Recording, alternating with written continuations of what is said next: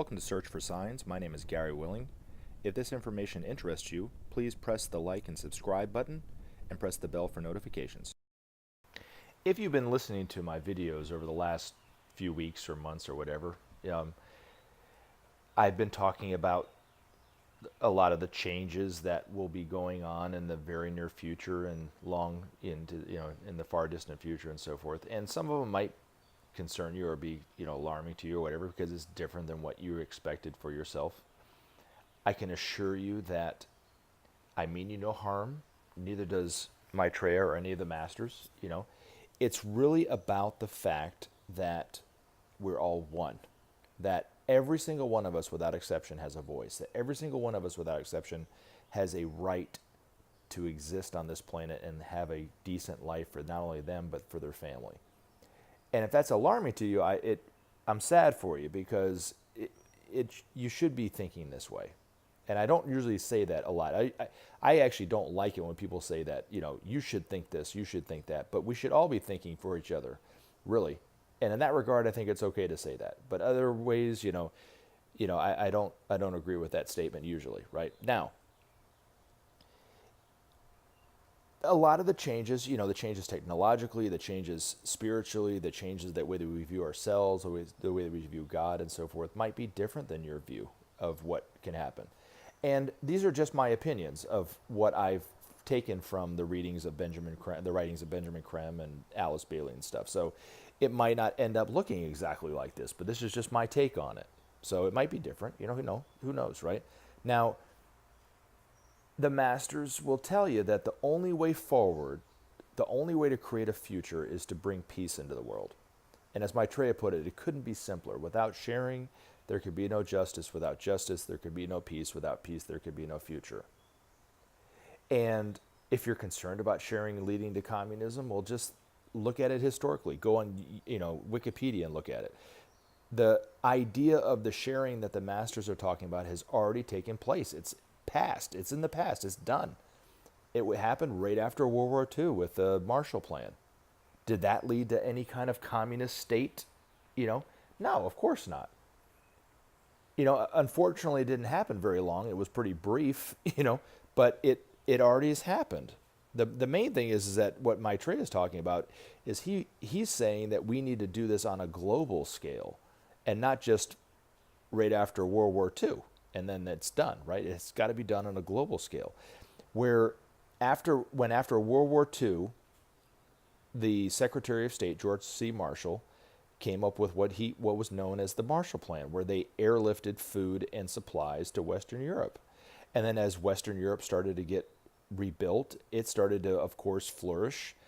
It gave some of its excesses back to the United States as payment for those initial sharing resources. And it totally rejuvenated not only Western Europe, but also the Americas and the United States. But the other result and the side effect of that was it created trust amongst nations that had a history of not trusting one another. And we trust the Western European nations more than we trust any other nations on the planet. So that was the end result of it. It just needs to be done on a global scale. You see what I'm saying? And that's the first step. So people see everything as separate and unrelated. They see it only for themselves and in their own small little way. So when people hear about sharing, they think it's going to mean that they're going to lose money some kind of way, when nothing could be further from the truth. They see that just simply giving money to somebody who's poor, it's only going to perpetuate the problem of poverty. And that's not what we're talking about here. We're talking about governments and countries sharing resources that they don't need with other countries. And then when other smaller countries that have a little less excess start to build up their things, they'll start to give it back as payments to it. That's what they're talking about. And the whole thing will kick off and start from there. But historically, it's already happened, so you don't have to really worry about it. Same thing as Maitreya's been on TV for, 9 years now, speaking to people. And it's taken a lot longer, I know, than I personally thought it would take before people start to recognize him. But, he is speaking, that's the truth. He's speaking on TV right now. Has anything happened to Christianity because of that? No, of course not. But yet a lot of fundamentalist Christians, when they view Maitreya, they think that he is the Antichrist because he is not what they imagined the Christ to be. Now, I could be wrong. You could be right? He might not be the Christ. I think he is, right? But it doesn't really matter because he only wants you to want for the world what he wants for the world, sharing, justice, and peace. Nothing more. And then once that happens, the whole thing will start. Lives will start to be transformed. There'll be more leisure time for people to be more creative. The way that we travel will change. It'll be free to go from one country to another, to experience other cultures and countries and other parts of the world and so forth. And they can come visit the country that you're in, and you can go to their country and so forth. And it'll be free. Even the poorest among us will be able to travel like the ultra rich can do today with the freedom that they have. So why is that so wrong? Why would you think that that's a bad thing, right? Unless you just want to keep your own sense of importance in the world, right? It really is about everyone. And one of the lines from the movie The Matrix that I love so much, when the Oracle was talking to Neo, the Oracle said, if you're familiar with this movie, she said, "I'm only concerned about one thing, the future.